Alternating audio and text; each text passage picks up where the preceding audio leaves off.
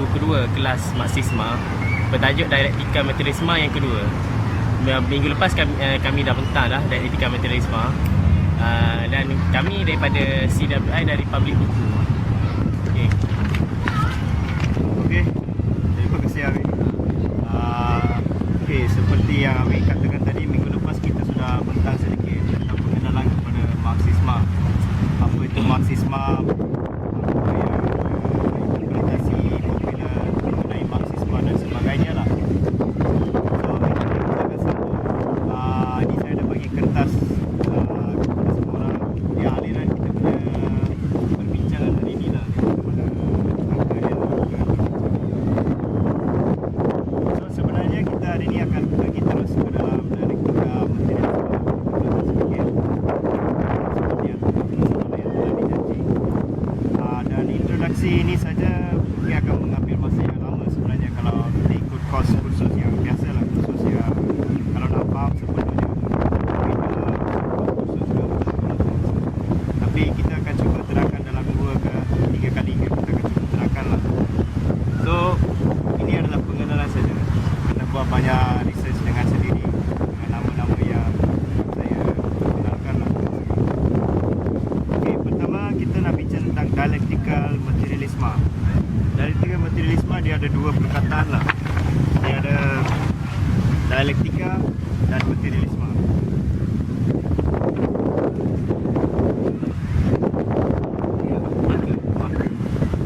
Okay, nanti edit.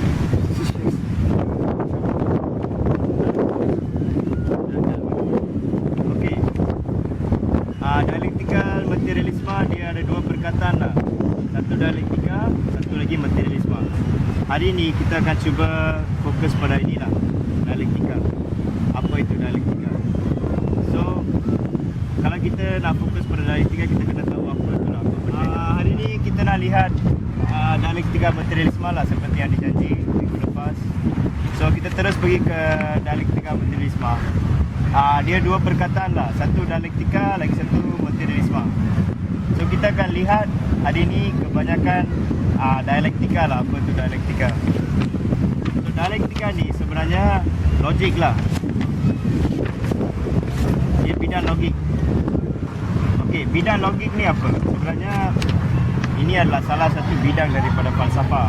So, falsafah ada banyak bidang lah. Dia ada aesthetics. Aesthetics adalah untuk belajar kesenian, kecantikan dan sebagainya.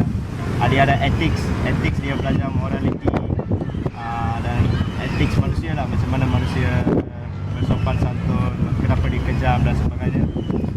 Dia ada juga pembelajaran logik. So, pembelajaran logik ni sebenarnya dia mengkaji cara pemikiran manusia. Kenapa manusia, kenapa bukan binatang? Sebenarnya binatang kita tak boleh kaji ni logik sangatlah, pemikiran logik dia, sebab binatang dia tak faham bahawa dia sedang berfikir. So itu yang kita panggil tak ada kesedaran lah. Manusia mempunyai kesedaran. Kita sedar. Kenapa kita sedar? Sebab kita tahu bahawa kita berfikir. Bila kita tahu bahawa kita berfikir, kita boleh trace back lah, boleh kaji semula macam mana kita berfikir, apa proses-proses yang berlaku dalam pemikiran kita. So itu adalah bidang logik. Dan bidang ni sebenarnya sangat besar dalam falsafah. Semua ahli falsafah dia ada tulis something about logic lah. Kalau kita nak tahu lebih kena baca, tapi secara ringkas ada 2 logik saja yang besar, tajuk besar. So, satu adalah formal logic lah. Kalau kita lihat kertas yang saya beri. So apa itu logik? Fungsi logik dalam pemikiran sains, agama dan falsafah. Lepas tu logik formal Aristotle lah. So daripada logik kita ada 2 logik yang besar. Satu adalah formal logik, lagi satu adalah dialectical logic. So logik dialektika dan logik formal. Logik formal adalah terawal. Dia punya founder dia adalah Aristotle. Aristotle yang menemui, dia sebenarnya dia bukan dicipta oleh Aristotle lah. Dia sesuatu yang wujud, tapi Aristotle telah membukukan segala interpretasi mengenai logik dari ahli falsafah Greek sebelum tu, dan dia telah membukukan dalam beberapa karya dia lah apa itu logik, dan dia telah mengambil beberapa hukum logik pula. So kita boleh lihat 3 hukum formal logik. Okay. Itu logik, formal logik Aristotle. Ini adalah 380 BC, sebelum Masih, 380 tahun sebelum Masih. Dan semenjak Aristotle telah membukukan logik ni menjadi logik yang dominan. Semua orang pakai dalam falsafah, dalam perkembangan sains, dalam perkembangan agama dan sebagainya lah. So sehinggalah ke 1800. So 1800, 2000 tahun, lebih kurang 2000 tahun selepas tu, Hegel, G.W. Hegel, dia telah menemui logik dialektika. So ada 2 pecahan logik, satu formal logik Aristotle, lagi satu penemu dialektika adalah G.W. Hegel lah. So bila kita lihat formal logik, apa itu formal logik? Formal logik dia ada beberapa dia punya hukum-hukum dia tertentu. Hukum yang paling penting kita perlu tahu ialah law of identity. So, hukum identity itu adalah hukum pertama formal logic. So law of identity mengatakan A adalah sama dengan A. So itu kita perlu ingat lah. Saya kalau boleh tulis susah sikit lah. A adalah sama dengan A. Itu adalah logik pertama. Apa maksud A sama dengan A?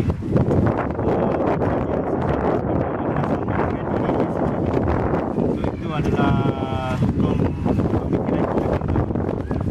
So Aristotle berfikir kalau hukum ni tidak ada, banyak benda kita boleh buat. Misalnya kalau bayi dia tak ada hukum ni dalam kepala dia. Kalau dia tak tahu A sama dengan A, dia tak boleh perasan rumah dia siapa. Dia tak tahu siapa rumah dia. So dia tak tahu mana rumah dia. So banyak benda-benda ni menggunakan pemikiran formal logic. Benda-benda yang mudah lah sebenarnya. So A sama dengan A. Itu adalah premis yang pertama. Selepas tu dia ada law of contradiction.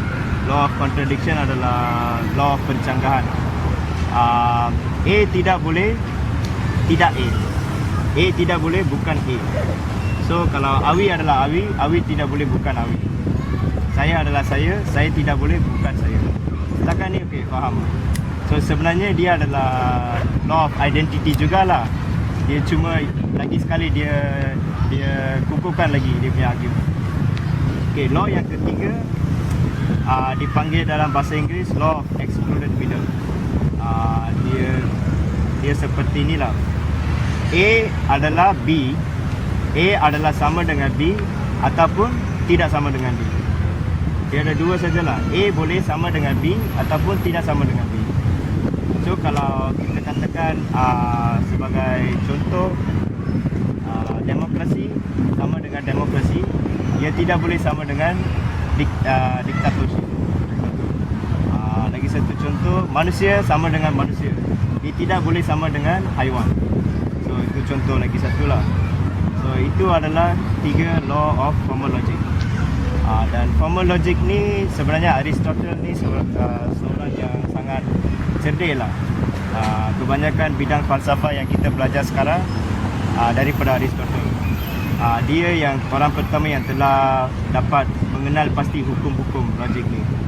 Dan ini telah menjadi sangat berguna untuk perkembangan manusia lah. Kalau kita lihat dalam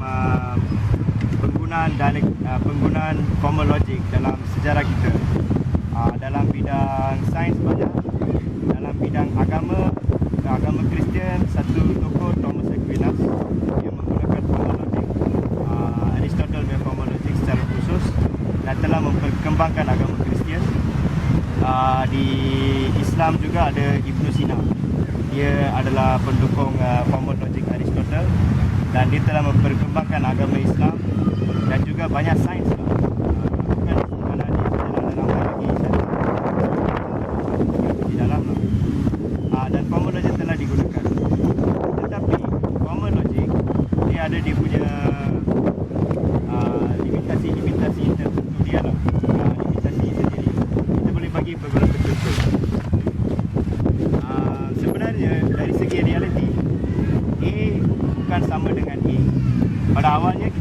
law of formal logic, hukum law of identity, hukum identity, A selalu sama dengan A.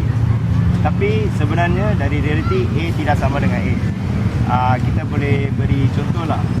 A adalah apa sebenarnya? Dia adalah representasi satu benda.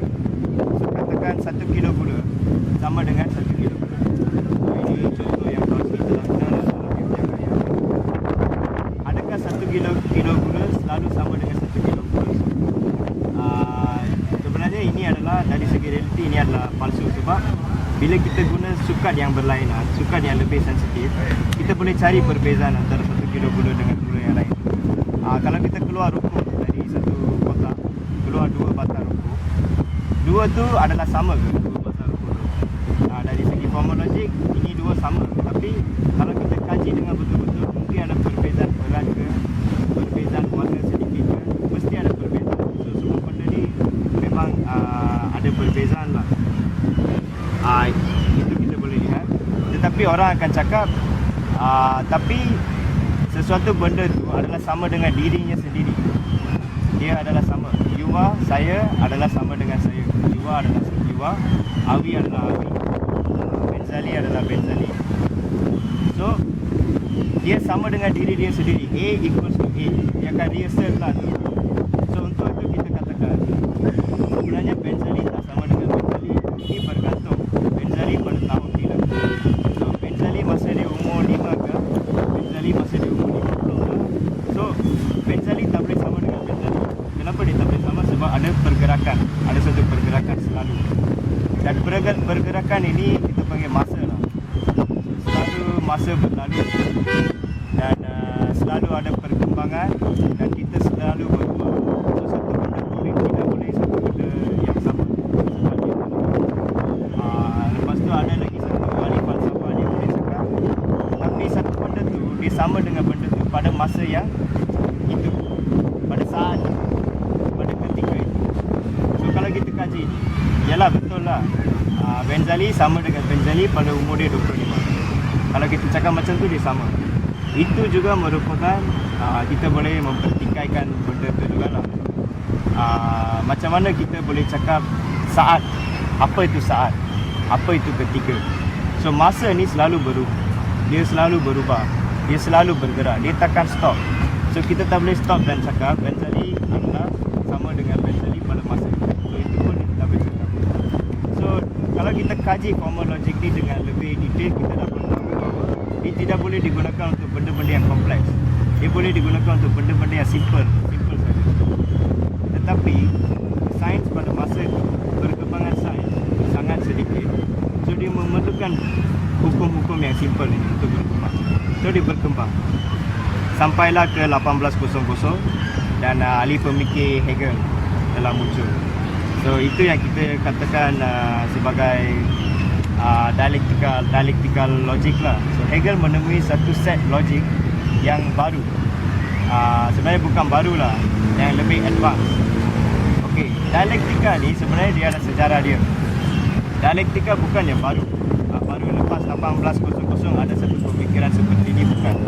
Sebenarnya dialektika ditemui oleh ahli-ahli falsafah sebelum Aristotle juga. Ahli-ahli falsafah seperti Democritus, even Aristotle dia berfikir secara dialektika. Tetapi perkembangan sains pada masa itu, dia tidak membolehkan dialektika menjadi satu falsafah yang utuh. Dia tidak boleh membukukan dialektika itu dalam beberapa hukum-hukum. So benda tu mereka tidak boleh lakukan. So mereka terpaksa membukukan formal logik dahulu, dan itu menjadi dominan lah. Itu menjadi pemikiran pada semua falsafah dan sains yang berkembang. Tetapi bila sampai 1800, sebenarnya revolusi sains sedang berlaku. Bukan saja revolusi sains, revolusi sosial sedang berlaku. Revolusi Perancis, revolusi Inggeris semua berlaku pada masa itu lah. Dan banyak penemuan-penemuan sains yang baru, seperti tenaga boleh ditukar ke tenaga lain. Penemuan seperti ini di dalam formal logik A equals A tidak valid. So ini perlukan logik yang lain. Macam mana tenaga steam, engine steam ditemui menggerakkan kereta api. So tenaga api bertukar menjadi tenaga kinetik dan menggerakkan. So perubahan ni memerlukan sains yang lain. Evolusi kehidupan, Charles Darwin, dia menemui sains yang baru. So dia menemui itu pun telah menggagalkan A sama dengan A. So formal logic tidak boleh dipakai di sana. So penemuan seperti ini banyak berlaku. Juga penemuan dari segi sosial. Untuk selama-lamanya feudal sistem telah memerintah, dan pada revolusi Perancis kapitalis satu sistem baru telah. So bila kita lihat itu pun pada masa feudalisme dikatakan A selalu akan sama dengan A, raja akan selalu raja. Tiba-tiba tak ada raja. Raja punya kepala dipotong lah, macam-macam lah. So macam mana dari pemikiran, daripada penyelidikan pergerakan manusia ni, organisasi sosial ni, Hegel telah mendialektika. Senang macam tu. Dan dia telah memikirkan tentang dialektika. Hubungan dialektika dengan formal logic, apa hubungan dia? Trotsky mengatakan bahawa hubungannya sama dengan matematik moden. Kalau kita belajar form 5 kan, matematik moden dengan matematik tambahan. So matematik tambahan dia ada set logik dia yang berlainan daripada matematik moden. So matematik moden digunakan untuk menganalisa benda-benda yang simple. So kita boleh analisa lah apa. Tapi kita memerlukan matematik tambahan untuk kejuruteraan yang lebih moden. So itu adalah dialektika. Terutamanya social science. Social science ni adalah sains yang baru lagi. Dari masa Hegel lah social science. So dari segi sosial pula, kita tidak boleh menggunakan logik formal untuk menganalisa situasi sosial. Kita terpaksa menggunakan satu logik yang lain. Kalau kita lihat katakan Mesir, Mesir pada 2011 berlaku satu revolusi terhadap Mubarak. Tapi Mubarak sudah memerintah 30 tahun sebelum tu Mubarak memerintah. Kenapa tiba-tiba pada 2011 rakyat marah? Apakah dia punya kemarahan tu? Apakah penyebabnya? So secara formal logic, orang akan cakap itu agitasi daripada luar. Ada orang agitate lah, ada orang cocok lah, bakar lah, something. So dia jadi revolusi. Tapi itu bukan betul. Dari segi dialektika kita lihat bahawa ada satu perubahan yang berlaku lah. Untuk selama 30 tahun tu ada perubahan berlaku dan sesuatu yang berlaku. Sebab tu dia merebak dari Tunisia ke Egypt. Dan benda-benda ni kalau kita nak explain, kita terpaksa gunakan logik yang lain. Kita tak boleh gunakan logik formal. Kita tak boleh cakap revolusi yang berlaku di Tunisia dengan revolusi yang berlaku di Mesir, proses dia lah, revolusi belum habis lah. Proses yang sedang berlaku adalah sama. Kita tak boleh cakap. Dengan proses yang berlaku di Eropah dengan Malaysia adalah lain. So ini ada dari segi sosial sangat kompleks. Benda ni sangat kompleks, so kita perlukan satu logik yang lain. So saya akan introduce logik yang berlainan tu lah. Sebelum pergi ada soalan tak? Kita stop sedikit tanya soalan. Tapi saya boleh teruskan tentang formal logic. Okey ya? Okey, kalau macam tu kita teruskan. Kena terpaksa ingat lah, saya akan sebut beberapa hukum, terpaksa ingat. Kalau boleh saya akan tulis lah nanti. Kalau kita lihat kertas kita, yang revolusi Hegel dalam bidang logik saya sudah ceritakan sedikit lah apa dia punya revolusi pemikiran dia. Bahawa dia sudah tukar satu formal logik, dia tukar kepada logik yang lain. Itu revolusi pemikiran dia lah. Dan kita pergi kepada kaedah dialektika. Kenapa kita belajar dialektika sebenarnya? Dalam kaedah dialektika ada beberapa hukum lah. Hukum yang kedua daripada kaedah itu. So hukum pertama kita panggil unity of opposite. Unity of opposite ni saya tak pandai nak translate dalam bahasa Melayu, tapi saya akan cuba terangkan. Unity of opposite adalah penentangan dalam satu benda. Dalam satu benda tu ada dua. So tadi formal logic dia kata A mesti B ataupun tidak B. Dia mesti satu benda atau benda yang lain. So dia tak boleh dua benda yang sama. Tapi sini dialektika mengatakan bahawa semua benda ada dia punya kontradiksi dia sendiri. Kalau kita lihat dalam sosial, sumbangan besar dialektika materialisme dalam sosial lah. Dalam setiap sistem yang pernah wujud, sistem hamba, sistem feudal, sistem kapitalisme, di dalam tu ada percanggahan. So dalam sistem feudal ada raja dan ada orang biasa. Ada satu percanggahan. So apa yang raja nak, apa yang orang biasa nak, dua-dua interest yang berbeza. So dalam sistem kapitalis, ada kapitalis dengan ada pekerja. Okey, kapitalis dia nak pekerja kerja lebih dan bayar gaji yang kurang. Kapitalis itu kehendak kapitalis. Pekerja pula dia nak kerja kurang tapi gaji yang lebih. So ini adalah satu kontradiksi yang wujud dalam satu sistem. So dialektika dia hukum pertama dia mengajukan kita untuk berfikir seperti itu. Semua benda ada di dalam percanggahan dia sendiri. Kalau kamu bagi satu idea baru, dalam idea tu ada percanggahan dia sendiri. Itu dia punya explanation lah. Dan kenapa percanggahan ni dia membuat apa? Dia sebenarnya menggerakkan semua benda.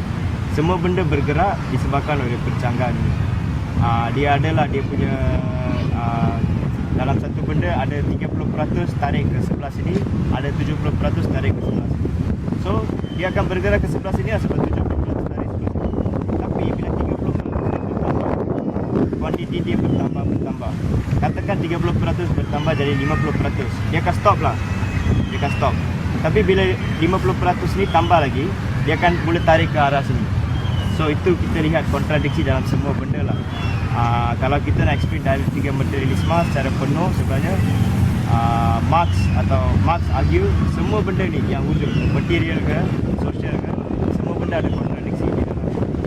Itu hukum pertama lah, unity of opposition. Hukum kedua, dia melihat bagaimana pergerakan itu lah. Itu panggil daripada quantity ke quality.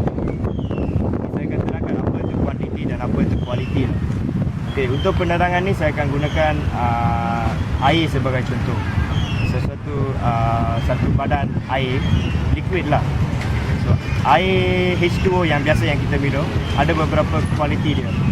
Okay, di dalam dia ada beberapa, kita fikir macam ni lah, dalam air tu ada beberapa kuantiti haba. Ada haba dia katakan 30 degree, 30 darjah sekarang. Okay, kita panaskan air. Bila kita panaskan air tu, apa yang kita buat? Kita tambah dia punya kuantiti haba. 1 degree kita tambah. So kuantiti bertambah. Semakin kuantiti bertambah, dia sampai ke 99 degree lah air tu. Dia masih lagi air. Dia belum berubah daripada kualiti dia belum berubah. Rupa bentuk dia belum berubah. Selepas dia sampai ke 100 darjah, dia akan berubah. Dia akan berubah menjadi warm. Maksudnya kualiti dia sudah berubah. So ini yang kita maksudkan dengan perubahan kuantiti kepada kualiti lah. So tadi macam contoh mesin, kuantiti penentangan tu bertambah dalam 30 tahun. Bertambah sampai ke satu tahap dia sudah jadi revolusi. Dia sudah tukar dia punya kualiti. Dia sudah pergi terus menentang. So dalam dialektika kita melihat semua benda ni berlaku macam ni. Terutamanya sosial, perkembangan sosial. So daripada sistem feudal ke kapitalisme, dia tak berlaku secara peralihan secara sikit-sikit, secara stage by stage, bukan. Dia berlaku secara revolusi. So kuantiti dia bertambah, kuantiti kapitalis bertambah dalam feudal. So dia tukar, dia sampai ke satu tahap, dia tukar the sistem. So ini adalah perubahan kuantiti ke quality. Okey, ni faham tak? Semua benda pun sama lah. Kalau ais yang tadi yang air yang sama, kita tambahkan haba, katakan kita kurangkan dia punya haba, kurangkan tolak, itu pun tolak juga kuantiti. Tolak dia akan jadi ais. Dia sudah sampai 0 degree, dia akan tukar jadi ais. So itu pun revolusi juga, dia tukar kualiti. So macam ni kita lihat semua benda alam ni bertukar, dan kita boleh menukar dia dengan tambahkan haba ke.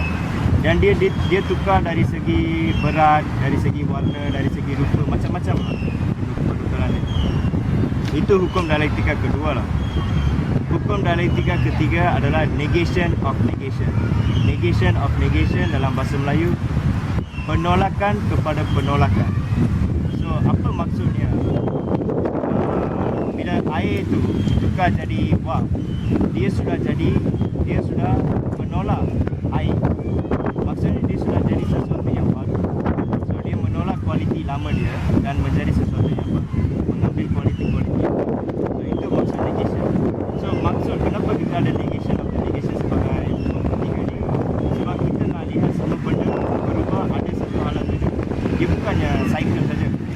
bukannya jadi air cycle saja, tapi dia berubah. Dia tinggalkan kualiti lama dia dan bergerak ke satu kualiti baru. So itu maksud yang ketiga. So dalam 3 hukum ni, hukum yang paling penting, paling susah kita nak faham adalah hukum pertama lah, unity of opposite. Itu penting. Dan mengikut Trotsky, hukum kedua daripada kuantiti kepada kualiti, itu adalah jangkaan ramalan yang paling susah kita boleh buat. Bilakah kualiti ini akan tukar kepada kuantiti? So itu sangat susah. Okay. So bilakah kualiti ini akan tukar kepada bilakah kuantiti ini akan tukar kepada kualiti, itu sangat susah nak ramal. So bilakah revolusi akan berlaku, itu susah nak ramal. Tapi kita boleh buat beberapa analisa yang kita boleh pergi dekat dengan tu lah, dekat arah kalau kita guna formal logic boleh sampai ke mana-mana lah. Tapi kalau guna dialektika kita boleh lihat perkara-perkara ini. Itu adalah dialektika. Dan ada lagi materialisme kan, ada kita cerita tentang dialektika. Setakat ni ada soalan tentang dialektika, nak simpulkan ke?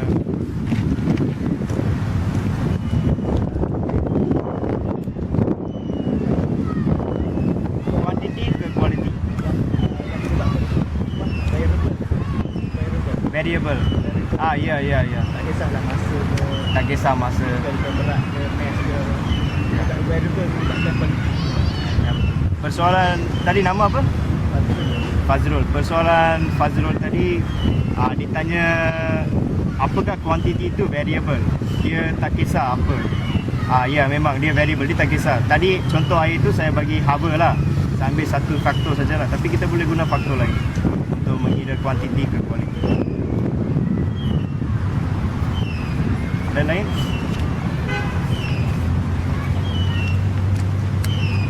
Yang tu yang dua kan. Yang first apa tadi? Unity of opposite. Dalam bahasa Melayu, penyatuan penentangan. Saya boleh bagi contoh lah lagi. Satu konsep yang wujud, apa-apa konsep yang wujud, dia kena ada konsep yang penentangan dia. Tanpa konsep penentangan dia takkan wujud. Maksud saya, katakan kamu panggil seorang anak, dia kena ada ibu, baru dia boleh jadi anak. So tanpa ibu tak ada anak. Katakan kamu panggil satu orang ibu, kena ada anak, kena ada dia punya opposite. Tanpa opposite dia akan jadi tak ada meaning lah. So dalam sistem ni pun, kalau ada kapitalis, kena ada pekerja. Tanpa pekerja tak ada kapitalis. So kita lihat dalam Malaysia, kapitalis pun ada pekerja di dalam. So itu kita lihat dalam semua konsep, dalam semua idea, percanggahan dia wujud di dalamnya sendiri. Dia bukan wujud di luar. Itu adalah kita nak faham dalam unity of opposite lah. Dan ini yang menjadikan pergerakan. Sebenarnya dialektika ini adalah falsafah yang melihat semua benda ni bergerak. Dan dia cuba terangkan macam mana benda ni bergerak. Dengan hukum-hukum ni lah dia bergerak. Kalau yang Arab Spring bukan daripada luar pun ke maksudnya, ataupun luar tu jadi faktor juga dia nak dia ya.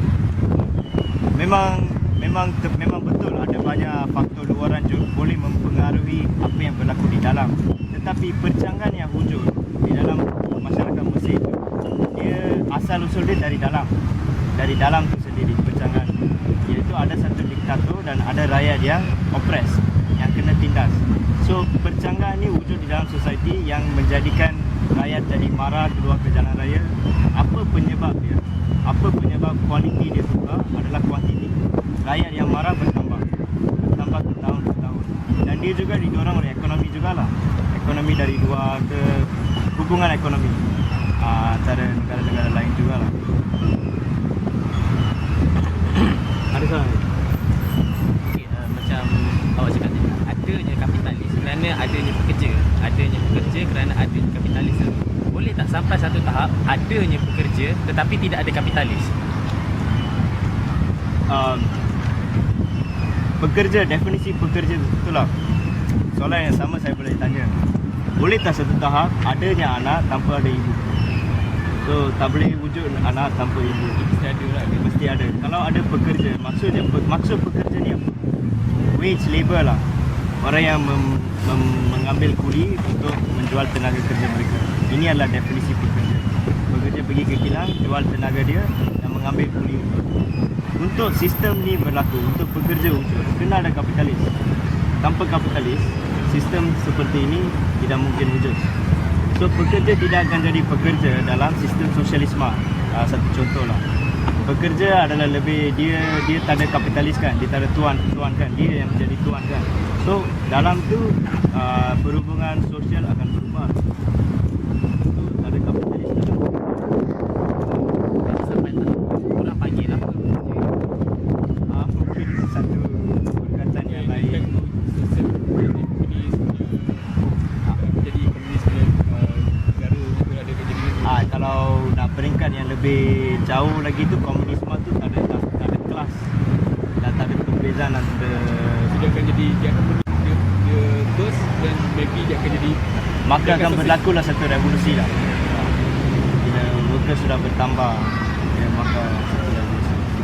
Ya. Jadi dulu kata ada pekerja, ada kapitalis. Kalau kita ada memiliki pada konsep alam, macam mana alam? Tapi kan macam alam tu yang pencipta. Alam pencipta. Maksudnya pencipta tu tak semestinya Tuhan lah. Ya. Ya. Alam ada pencipta. Macam mana? Ada orang lain yang boleh bagi Pandangan. pandangan. Mostly Kena konsep anu betul. Guna konsep manusia ke macam mana? Adakah pencipta ni sama dengan manusia? Cuma macam raja. Macam mana kita boleh interpretasi terhadap pencipta ni? dia apa itu tu kan. So, Tuhan tu opposite daripada manusia ke? Jadi definisi dia sekarang ni kita nak bincang apa itu Tuhan lah. Kau nak pergi bincang tu juga.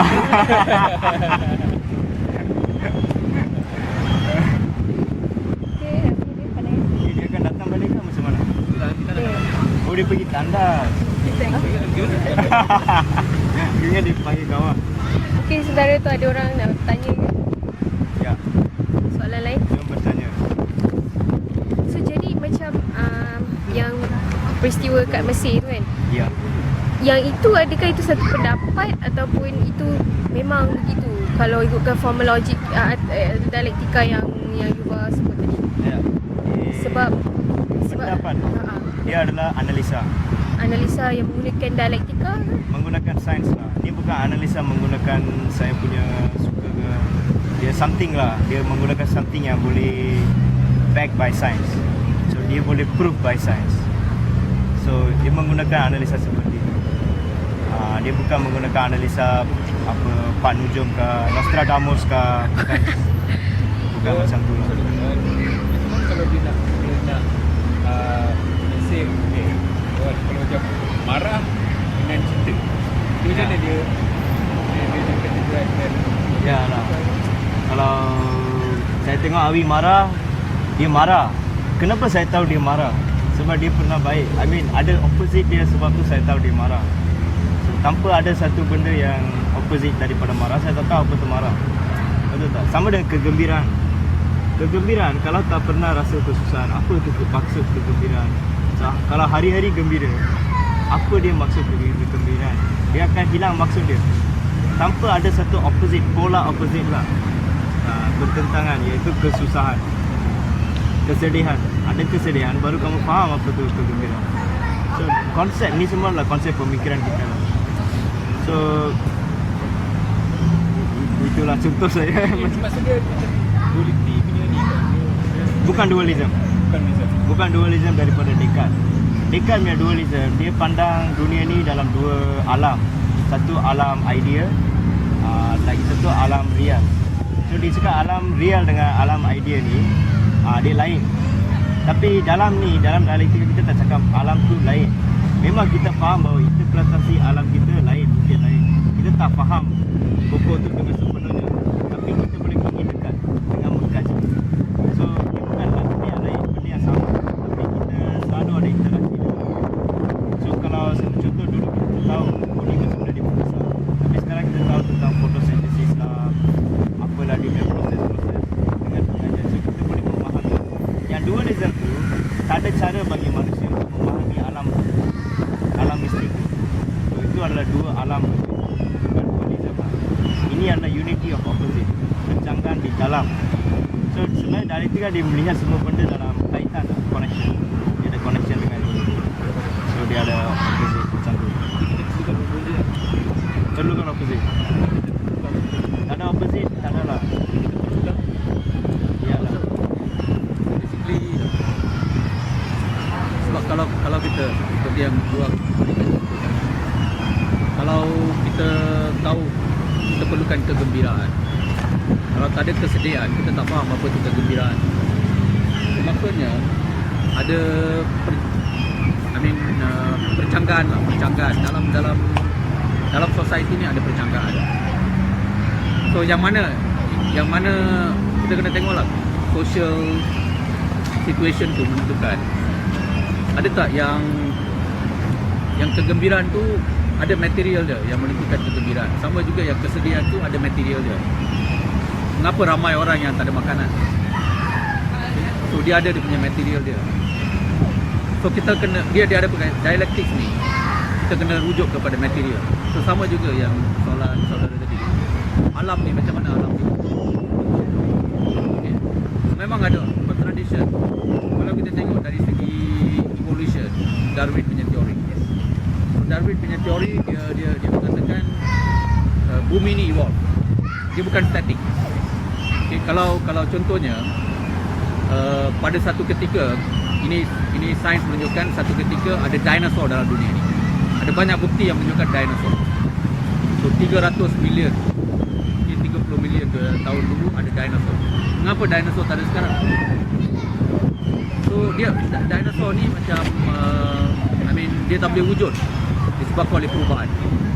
Apabila berlaku dari segi material berubah, maksudnya dia tak boleh survive.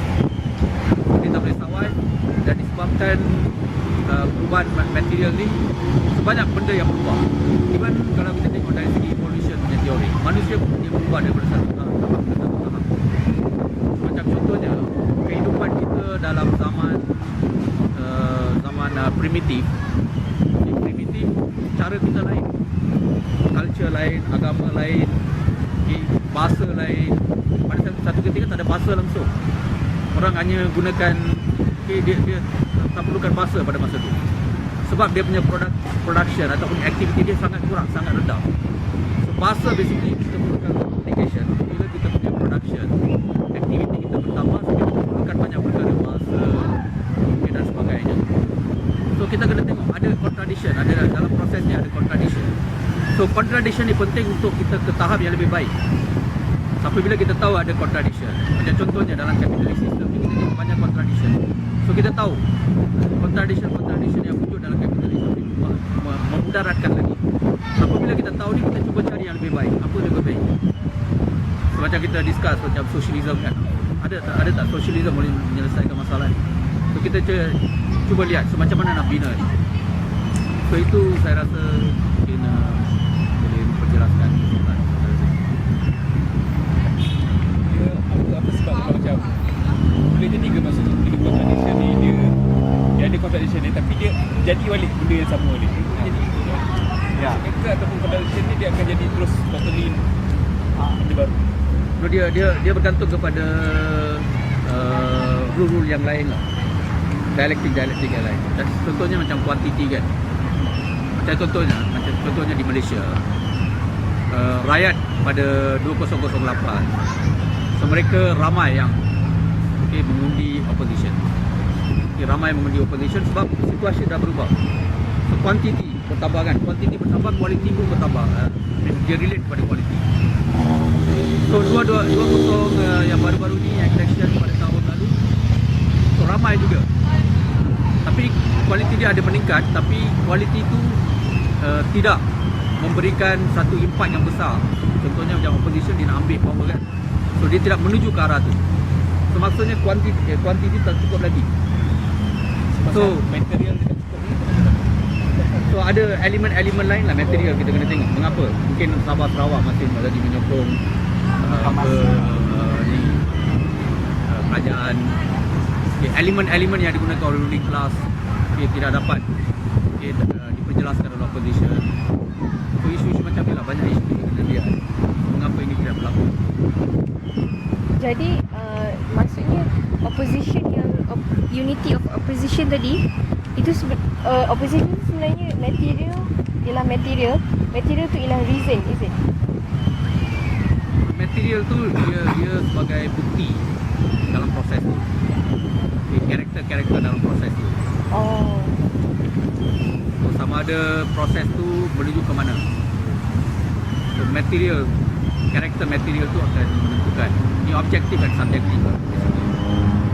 So, macam contohnya objektif ni dia merujuk kepada objective condition, basically dia merujuk kepada isu-isu sosial, ekonomi. So subjektif pun kita kena lihat. Subjektif kita kena tengok leadership, dari segi leadership. Apa karakter leadership ni? Macam apa karakter leadership Kesatuan Sekerja? Apa karakter leadership political party? So yang itu juga penting dalam proses untuk melihat perubahan juga.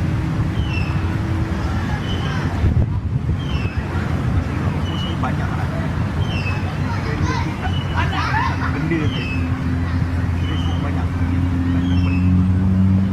Dan mungkin ada banyak perkara yang akan menentukan kualiti itu.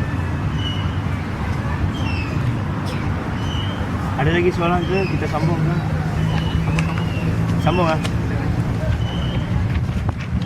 Okey, kalau kita lihat ni paper ni nanti dia pergi kepada materialisme dan idealisme lah. Bahagian kedua dialektika materialisme lah. So kita pergi kepada materialisme walaupun kita belum pergi, sudah ada persoalan-persoalan tentang material ni. Sebenarnya persoalan dia kenapa boleh ada perubahan ni lah. Macam mana boleh ada perubahan? Kalau mengikut Hegel cakap kenapa ada perubahan dialektika seperti ini, unity of opposite, quantity quality, apa yang mendorong perubahan ni?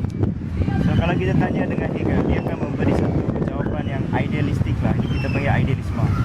So dalam falsafah ada satu dua bidang yang besar, materialisme dan idealisme. So secara ringkas, apa itu materialisme, apa itu idealisme?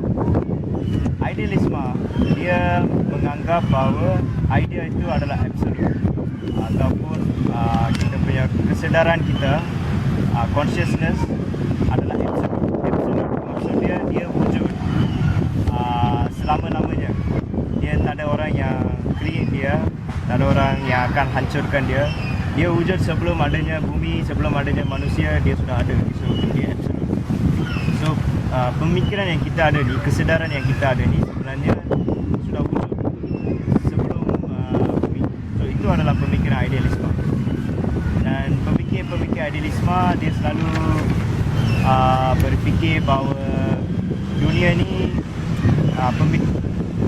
secara ringkas itulah absolute. Dan kita lihat materialisme lah, materialisme pula macam mana. So materialisme dia melihat bahawa kita punya pemikiran dan sebagainya adalah secondary. Dia kedua. Primary adalah benda-benda material, benda-benda yang ada di alam sebelum adanya manusia dan sebagainya. So kita dapat kita punya kesedaran ni dengan interaksi melalui interaksi dengan alam. So itu adalah materialis punya konsep lah. So materialis kita tak percaya pada absolute punya sesuatu lah. Kesedaran absolute kah ataupun idea yang absolute kah kita percaya. Dia bercanggah lah, kedua-dua sistem ni bercanggah. Kalau kita nak lihat dari segi aplikasi dia, seorang idealis akan mengatakan bahawa idea api, satu contoh api lah, idea api itu sudah wujud di kepala kita. So kita manusia mengeluarkan api. Okay, kita ambil batu dan asar dan mengeluarkan api itu, idea itu sudah ada dalam kepala kita. So, semua idea sudah ada. Semua idea itu sudah wujud sebelum adanya manusia itu sendiri. Itu adalah hujah idealis. Hujah materialis pula, idea itu kita dapat daripada material sendiri. So memang ada idea, memang kita dapat idea api, idea nak buat api. Tapi itu kita dapat lepas kita lihat api dulu. So daripada sana kita belajar, kita interaksi dengan api itu, dan sampailah ke tahap sekarang kita boleh kontrol api, lighter lah, apalah. Kita sudah sampai ke tahap kita boleh mempelajari api itu dengan sangat mendalam dan boleh buat macam-macam benda. So itu adalah hujah materialis lah. Ada dua hujah berbeza. yang penemu kepada dialektika ni, dia adalah idealis. So bila kita tanya dengan Hegel, kalau kita lihat ni belakang kertas ni ada raja yang kat bawah lah, raja yang kat bawah. So Hegel dicakap semuanya ada satu idea lah, pergerakan sosial manusia ni melalui idea. Idea ada tesis dengan dia punya opposite, antitesis, dan satu sintesis akan muncul lah, sesuatu yang baru daripada itu wujud. Dan idea ni macam mana manusia dapat? Melalui sesuatu mistik. Dia dapat daripada, dia tak cakap Tuhan terus, dia cakap dia dapat melalui sesuatu nature lah, dia cakap sesuatu macam soul kan. Apa maksud soul? Soul kita sebenarnya tak boleh jelaskan apa tu soul. Soul sesuatu yang kita tak boleh lihat, tak boleh pegang, tak boleh kaji. So Hegel cakap ni adalah satu kuasa mistik yang menggerakkan manusia. So manusia daripada slave system kepada feudal kepada kapitalisme ini digerakkan oleh idea. Idea ini datang daripada atas, datang daripada somewhere yang kita tak boleh quantify. Itu adalah Hegel punya hujah. So ramai orang kata Marx telah terbalikkan Hegel lah, pusing Hegel punya dialektik tu. Marx meletakkan dialektik ni dalam material, dalam materialis punya konsep. So dia melihat semua idea ni sebenarnya datang daripada material, pergerakan ni daripada material. So pada zaman feudal, pada zaman tu material kita sangat kurang. Material maksudnya teknologi, kita punya fahaman tentang alam, kita punya hubungan dengan negeri ke, hubungan antar satu sama lain, semuanya lain. So material itu berkembang. Semakin banyak manusia bekerja, semakin banyak mengumpul harta, semakin teknologi dia berkembang, sains dia berkembang. So material kita pun berkembang, dan ini yang memberikan kita idea. So ini yang mendorong manusia untuk bergerak ke hadapan. So kalau kita lihat Hegel punya dialektika kan, dia sebenarnya dia bincang dari segi logik. Lepas tu dia gagal untuk menerangkan macam mana perkembangan sosial ni berlaku.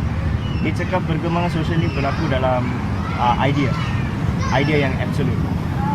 So itulah yang Marx dia memperli Hegel lah. Dia cakap untuk Hegel sejarah ni berlaku dalam kepala dia saja. So it's just ideas dari kepala dia. So it's just happening like that. Tapi Marx kata sejarah bukan berlaku macam tu. Sejarah berlaku dengan kerja manusia, aktiviti manusia dalam dunia ni. So dengan menambah material kita bertukar. So itu adalah percanggahan besar antara idealisme Hegel dan materialisme Marx. Dan kalau kita kaji materialis yang wujud sebelum Marx sendiri pun, dia sebenarnya bukan materialis yang bagus. Mereka adalah materialis yang tidak dialektik, langsung tak menggunakan dialektik. Sebenarnya dialektik ini ditemui oleh idealis disebabkan materialis telah reject akan notion seperti itu. Notion seperti hukum alam lah, notion seperti ada berhubungan antara ini dengan ini, alam dengan manusia, ada satu pergerakan seperti evolusi lah. So ini semua materialis sebelum Marx, Feuerbach dan sebagainya, mereka reject notion ni. So mereka menjauhkan diri daripada dialektika. Sebab tu idealis dia dapat menemui ini juga. So Marx punya fungsi di sini, Marx sebenarnya dia bukan original thinker.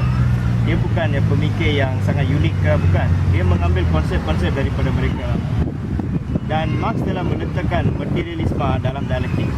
Dia meletakkan dialektik dalam materialisme kan. Dia telah mendialektikkan materialisme tersebut. So materialisme sebelumnya sangat rigid lah, sangat statik. Materialisme melihat dunia dalam keadaan yang statik, yang tak berubah.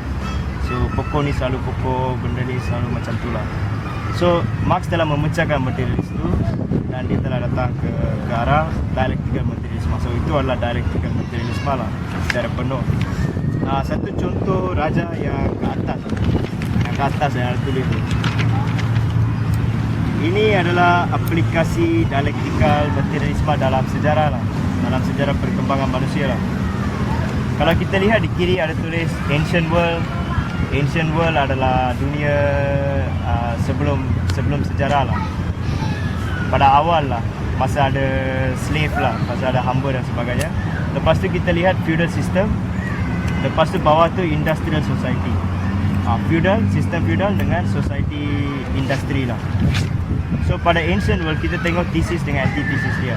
Nobleman dengan slave lah. So dia punya ketua dia adalah sebenarnya daripada panggil noble, dia adalah macam dewa raja lah. Pada awal slave system kalau kita lihat Firaun kah, di Aztec Empire ada macam dewa raja ke di South America dan sebagainya. So ada hamba. Ini dua adalah bertentangan dalam yang wujud dalam sistem yang sama. So penentangan ni mewujudkan satu revolusi dan wujudlah satu sistem baru iaitu feudal system. So dalam feudal system pun ada satu percanggahan. So feudal lord dengan kadam dengan lord, raja-raja lah. So ini adalah satu perbincangan dalam sistem itu pun. Untuk sekian lamanya sistem itu wujud, ada perbincangan ni. Bukan itu saja yang wujud, pengumpulan material juga wujud lah. Sistem itu juga berkembang menjadi mantap. So berlaku satu revolusi dan kapitalis telah mengambil kuasa. Pada sistem yang kita hidup sekarang ni, kapitalisme yang berkuasa, perbincangan yang wujud adalah Bolshevik dengan proletariat, kaum proletariat. So ini perbincangan dalam sistem kita dan Marx mengatakan sintesis kepada ini adalah sosialisme. Okey, sekarang yang mengikut raja ni, kita akan sampai ke sosialisme. Kita akan tak buat apa pun, kita akan sampai ke sosialisme mengikut raja ni lah. Kerana pengumpulan material berlaku dan kita akan ada satu revolusi dan akan tukar lah. So apa fungsi kita belajar Marxisme semua ni kalau dia akan sampai ke sosialisme juga, kalau material ni cukup. Sebenarnya raja ni mengatakan sesuatu yang bagus lah. Kita boleh pergi ke arah sosialisme. Dia mencadang, ini adalah cadangan. Ini bukan sekadar mesti akan pergi sana, sekadar cadangan. Kalau kita tak pergi sana, mana kita akan pergi? Itu lebih mengerikan. Sebab kita akan pergi ke satu tempat di mana alam sekitar sudah musnah. Sebab kita tak dialektik. Aktiviti kita tak dialektika, tak bersama dengan hukum alam. So kita akan berlaku secara bercanggah dengan alam dan memusnahkan alam ni, memusnahkan manusia dan sebagainya. So manusia boleh ambil dia punya alat tuju dia, mana dia suka, dia boleh pergi. Tak semestinya sosialisme. Tapi sosialisme adalah sintesis yang paling bagus bagi sistem yang kita ada sekarang. Dan sistem yang kita ada sekarang ni, dia bukan sistem yang baru. Dia ada sejarah dia sendiri. Dan dia sampai ke sini sebab material yang kita kumpul. Dan material, kita selalu cakap material yang paling penting adalah teknologi lah. Kalau kita lihat di zaman Firaun, sebenarnya teknologi Firaun kan, slave. Sebenarnya teknologi kejuruteraan sangat tinggi. Dan teknologi hidrolik lah, macam-macam mereka ada. Tapi tak digunakan untuk rakyat. Digunakan untuk segelintir orang saja. Dan selepas itu di feudal pula, teknologi itu telah pergi ke rakyat. Tapi yang monark raja-raja di feudal, mereka pula ada satu teknologi yang mereka pegang. Dalam sistem kapitalis pula, sudah lebih lah. Kita lihat sistem ni mengumpul material dengan lebih dan dengan lebih. Semakin kita bergerak. Dan dalam sistem kapitalis ni pun, sebenarnya education kita, sains kita sebenarnya jauh lebih maju daripada apa yang kita ada sekarang. Sebenarnya dia semuanya dikongkong oleh kapitalis. Kita tak dapat apa-apa education dan sebagainya. Misalnya satu contoh, saya ada contoh satu dokumentari yang baru lah, dipanggil Light Bulb Conspiracy Light Bulb, konspirasi lampu. Dia sengaja, kapitalis sekarang sengaja mengurangkan jangka hayat lampu supaya orang akan beli. So dia sudah pergi ke tahap, dia sudah sengaja mengurangkan kapasiti perkembangan. So kapitalisme sebenarnya dari analisa dialektika Marx sudah berkembang dan sedang rukut, sedang reput sekarang, sedang dalam satu posisi yang sedang merosot lah. So kapitalis tidak boleh berkembang lagi. So dalam situasi ini, kalau kita nak pergi ke sosialisme, kita akan memperkembangkan material kita lah. Kalau kita pergi ke barbarisme kah, kita pergi balik ke feudalisme kah, kita tak akan dapat memperkembangkan. So sosialisme adalah logical solution, solusi yang logik, solusi yang boleh dicapai. Dan ini adalah cadangan. Ini memerlukan aktiviti manusia dalam kumpulan. Saya sedang cakap tentang aktiviti politik lah, terutamanya aktiviti politik, political will. Dan dengan itu saja kita boleh menukar tukar halat tuju kita lah, tukar kapitalisme ni lah. Dan ini memerlukan pemahaman dialektikal materialisme yang sangat dalam, dan juga Marxisme lah. Marxisme sebenarnya banyak lagi, ada ekonomi, ada lagi sistem politik. Ini hanya falsafah dia sajalah. So kita sambung dengan soalan dan jawapan lepas tu minggu depan.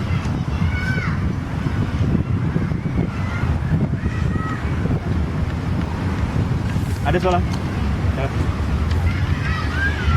Di antara Ya. antara yang novel ke slave, Lord Cursor, mereka every synthesis tu dia punya jurang dengan antithesis dia tu makin berkurangan. Faham tak maksud saya? Mereka macam novel slave Lord Cursor tu adalah lebih baik daripada novel Ya. Ya. Okey, saya sudah faham soalan. Adakah semua sistem ni dia apa yang berlaku? Adakah dia sama? Adakah dia balik ke tempat yang sama? Itu soalan kan? Ya, adakah pergerakan? Macam yang contoh hukum dialektika nombor 3 tu, negation of negation, penolakan kepada penolakan. Semua benda sebenarnya ada satu pergerakan dia lah. Dan daripada ini sebenarnya just satu sketch yang sangat simple untuk historical materialism. So ini pengkajian sejarah dari segi materialisme dialektika lah. Satu sketch yang simple. Tetapi kita lihat pengumpulan material ni bertambah. Pengumpulan material maksud saya teknologi. Teknologi dan sains dan pemahaman alam itu daripada satu sistem ke sistem lain dia semakin bertambah. So kita semakin memahami alam, kita semakin menggunakan sains untuk kesenangan kita dan sebagainya lah. Teknologi kita, teknologi buat makan lah. Pada dulu kita guna lembu dengan tarik tu, Selada. plau itu kita guna tu. Sekarang kita guna traktor. Apa yang berubah? Kita masih makan lagi, tapi teknologi kita sudah bertambah. Kita sekarang boleh produce.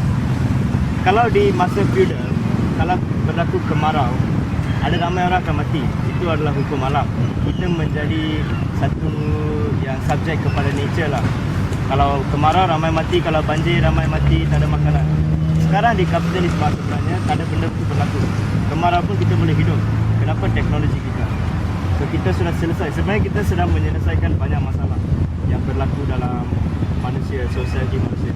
Menyelesaikan kemarau lah, menyelesaikan masalah kita tak boleh hidup di negara sejuk, macam mana nak hidup di negara sejuk. So teknologi ini semualah berkembang. So sebenarnya kita sedang menyelesaikan masalah resource. Macam mana semua orang ni boleh dapat semua yang kita perlukan. So kalau sebelum slave ni, sebenarnya kita hidup dalam primitive komunisme kan. Primitive komunisme tu adalah hunter gatherer society. Kita share semua benda. Tak ada saya punya barang. Itu pokok semua orang punya pokok. Ini rumah semua orang punya rumah. Kita share semua benda. Tapi kita tak boleh hidup dalam keadaan itu sebab teknologi kita tak sampai sekarang.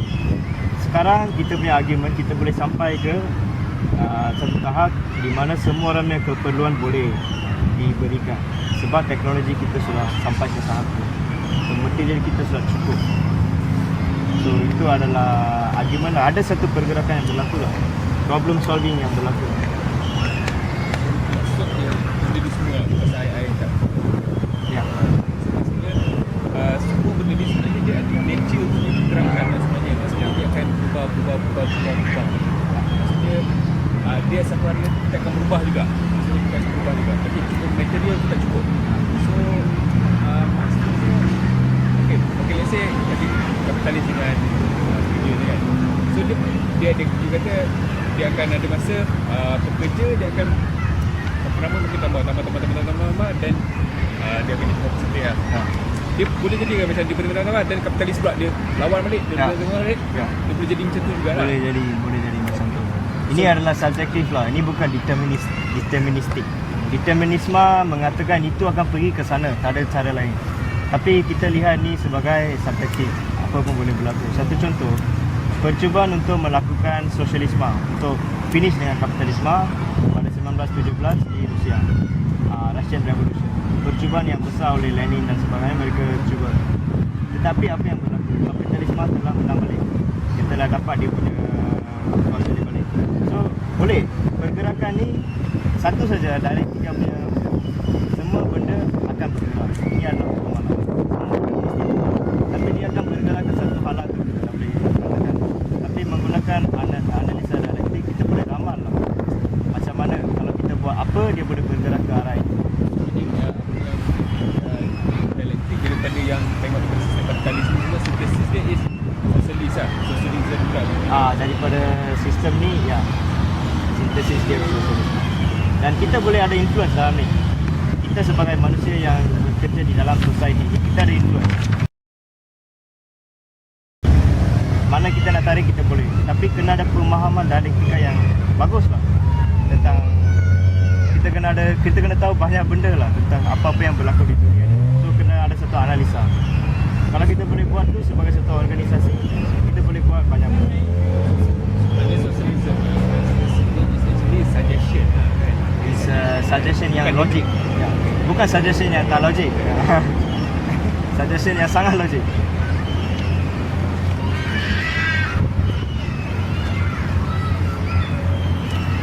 Ya, Wi? Tentang anak.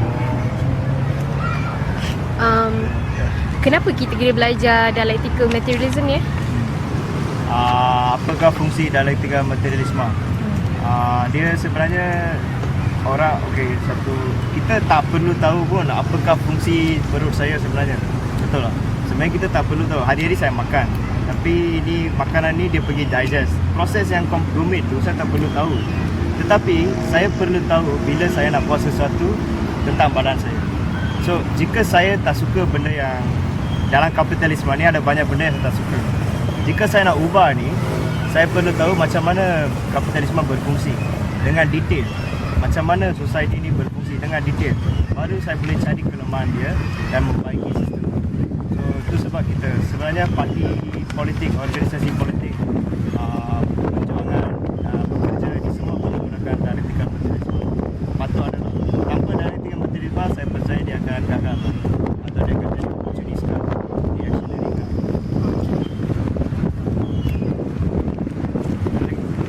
Dia ada materialism method analisis. Ya.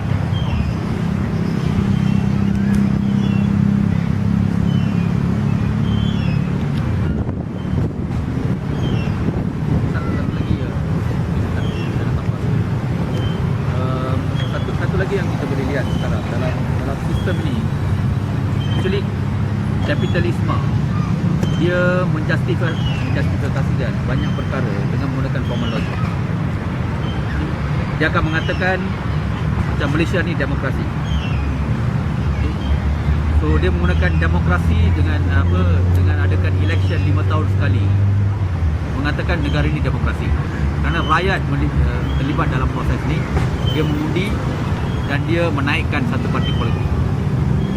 Tapi ini secara logik.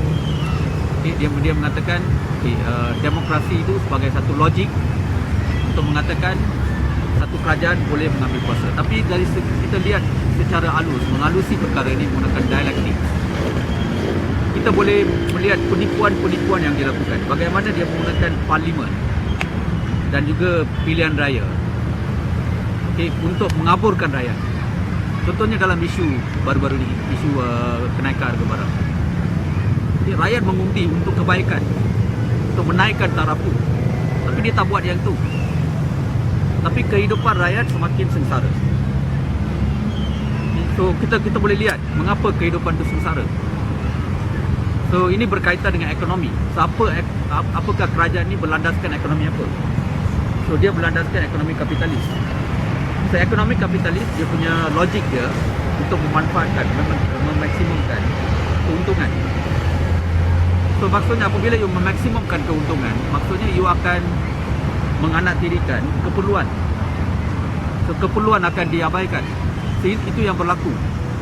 So kerajaan yang ada sekarang, even kerajaan opposition pun, so mereka tak ada alternatif kepada sistem yang ada sekarang. Dan di sini basically mereka gunakan formal logic.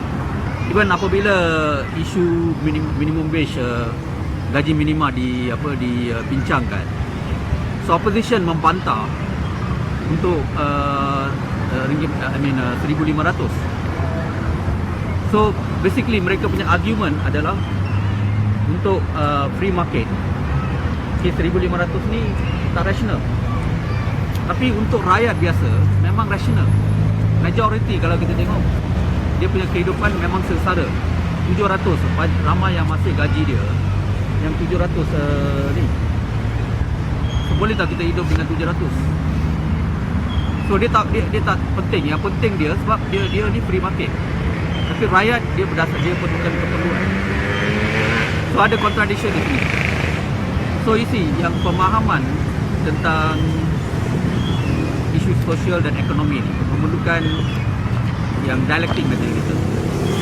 Dan lagi satu, memang ada percanggahan dengan idealism. Jadi kita boleh tengok idealism ni dia rasa semua ni wujud kerana idea. Dia macam api kan, adakah api jatuh daripada langit? So, kalau kita tengok macam mana api, kalau kita baca sejarah kan, macam mana api wujud. Okay? So apabila manusia berinteraksi dengan hunter gatherer society kan, dia berinteraksi dengan benda-benda alam. Dia balik batu, dia tengok apa ada percikan. So dia analyse, daripada sana itu pun mengambil satu proses. So api wujud. So maksudnya interaksi dengan nature tu menyebabkan kita belajar banyak benda ni. Pengalaman itu menyebabkan idea tu wujud. So idea tak datang tiba-tiba. So pengalaman yang mewujudkan idea, daripada satu dia berkembang idea-idea baru. So that's yang percanggahan yang selalu wujud di antara idealism. So sebab tu kita kata agama lain, Marxism lain. So orang kata agama dia lebih kepada idealism. Marxism is lebih kepada materialism. So bagaimana kita nak samakan?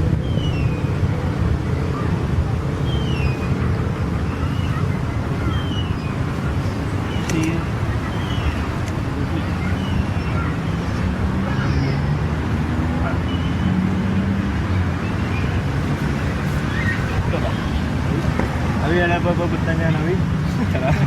Pertanyaan semua biasanya. Okey, itu saja. Nanti minggu depan kita akan bincang aplikasi dia lah dalam sejarah. So kita lihat historical materialisme dan sebagainya. Saya akan teruskan sekolah Marxisme, page sekolah Marxisme. So kalau ada apa-apa pertanyaan boleh hubungi di sana lah.